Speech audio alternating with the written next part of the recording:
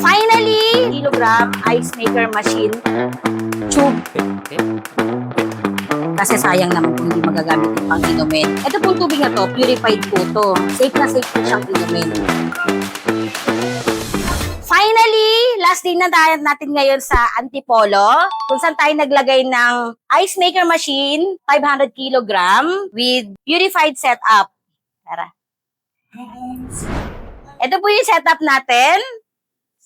Meron tayong 3-stage. Then, meron tayong bladder tank, especially yung ginagamit natin sa pag-produce ng tubig is purified. Then, ito na po yung pinaka-machine niya, 500 kilogram ice maker machine tube. Cube ice.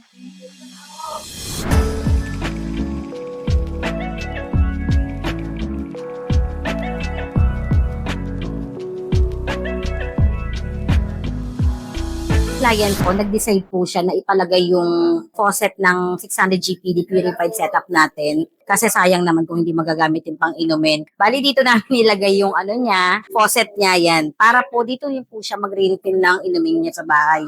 Sa totoo lang, double purpose talaga to eh. Pwede mo siyang inumin, and then may pang-business na siya, double purpose po siya. Dito siya nagre-refill ng tubig. Ito pong tubig na to, purified po to. Safe na safe po siyang inumin. Yan. Kaya niya po dito pinalagay kasi sobrang haba kasi niyang tatakbuhin ng mga piping natin. Tsaka medyo maskip na rin dun sa area ng sink niya. Kaya doon na lang nag-decide na maglagay para dito na lang sila magre-refill. Nakabuo na po siya ng yelo dito sa ice box niya. Ngayon naman, 2 minutes po, babasain naman niya yung pinaka area ng na buong yelo para po kumalas siya. Then bumagsak po dito sa natin, bin natin.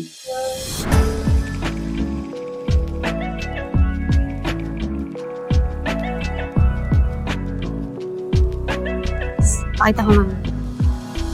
Yan. Good morning po. Ito po yung client natin dito sa Antipolo, si Sir Romeo Indoctivo. Sir, tanungin ko lang po kayo kung bakit po kayo nag-decide na magpalagay po ng ice maker machine po. Ano po yung mag-business ng ganito? Well, nasa US pa ako. Madalas pag nagpe-Facebook ako, nakikita ko ang mga different ice machine distributors. And sa Pilipinas, very in demand ang nakikita kong mga purchase, nagpapakabit. So, ang sabi ko sa sarili ko, pag nagretiro ako, kasi balak ko talagang magretiro dito sa Pilipinas, I might go into ice business. Talaga, napagaling. So, yun. 5 years before I retire, umuwi ako taon-taon. So, nag-aas ako ng mga dealers or manufacturers ng ice machine. Nag-aas ako sa tapos somewhere in Cavite na manufacturer din ng ganito. So, hindi naman nagkakalayo. Ang difference lang kay tube ice siya. Hindi ako nagpunta. Nakita ko sa mga videos niya. At marami naman kumukuha. Kaya lang, downside is masyadong malaki ang capital. For me to begin with, I'm point blank talaga sa ice making business. So, just to try it, start muna ako sa maliit. So, ito nga, nung makita ko kayo sa Facebook, kinontak kita. Kinontak ako ni sir, pumunta siya sa office, kaso wala ako. Medyo epic field. Bali, nag-meet na kami dito talaga sa Antipolo. Kaya pinuntahan ko naman siya dito. Then, yun nga, napadown na rin namin. Bakit sa amin at hindi sa kanila kayo nag-avail? Bakit kaya Quali Pure? Like what I said a while ago, masyadong malaki ang kapital kay at saka yung sa ibang Dito, medyo mura ng konti. Sabi nyo nga, it's on promo. Pagka mabilis talaga ang ROI, then I will invest in Cavite. So, Sir, sa magkano kaya magiging bentahan niya yan, sir? kasi iba ito eh. This is cube ice. Yung madalas kong nakikita somewhere here around, puro tube. Tube, yes. Hindi, ewan ko kung purified sila or not. Yung sister ko, may tindahan siya doon sa bandaro ng konti.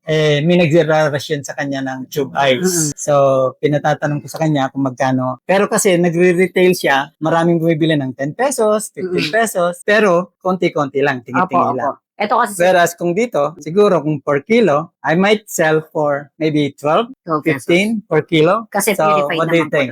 pwede na po yung 12 pesos pa umpisa. Ah, Pero kung mag-wholesale kayo, pwede natin babaan ng konti para sa inyo na po. Pero kayo pa rin po magde-decide nun. Opo. Kasi doon po sa iba naming client, talagang wholesale lang po talaga yung bigayan nila. Kaya mababa. Mabilis din po yung kaya nga, labas. since this is my starting point, I may be playing with numbers for now. So, kung saan ako mabilis makaka-ROI, Opo. doon ako. Yes po, tama po. Paano po ba kayo makokontak dito, sir, ng mga kalapit na lugar niyo dito? Nagpagawa ko ng tarpaulin. Oo, nga palang pagawa siya. This is my tarpaulin. Sir, ano yun na? So, nakalagay doon yung contact number ko and the address. And also, nagpagawa rin ako ng signage which is ilalagay doon sa poste. Hopefully, Maganda po to, sir. ano yun, Kahit umuulan. advertisements. Sa mga naghahanap po ng yelo dito sa Antipolo, no? 161 St. Anthony, Phase 2B, Barangay Inarawan, Antipolo City. It's they call it Lower Antipolo. So, malapit ito sa seminaryo, Pure Gold, and Sun Valley Subdivision. Thank you po. Thank you, Aquali Pure. Kaya mag-avail na rin kayo ng ice maker machine. Yeah, thank you, Aqualipure, for setting up my machine. Kay Jam, right? Apo. Jam and Ira. Ila.